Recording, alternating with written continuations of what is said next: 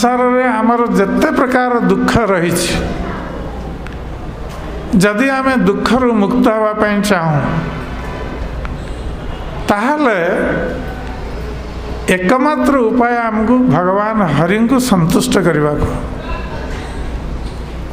भगवान का नाम हूँ हरि, जेहेतु से अन्यर दुख को हरण करते।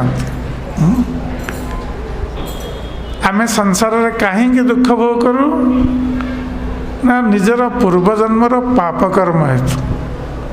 आमर जदि किसी पुण्य कर्म रही था, पुण्य कर्मर फलस्वरूप आम किसी सुख प्राप्त हो, पाप कर्मर फलस्वरूप आम किसी दुख प्राप्त हो। तेणु आम जदि दुख रु मुक्त होगा चाहूँ, पाप कर्मर प्रतिक्रिया रु मुक्त होगा चाहूँ, ताहले केवल भगवान हरि कृष्ण से ही आमको ये प्रतिक्रिया मुक्त करें।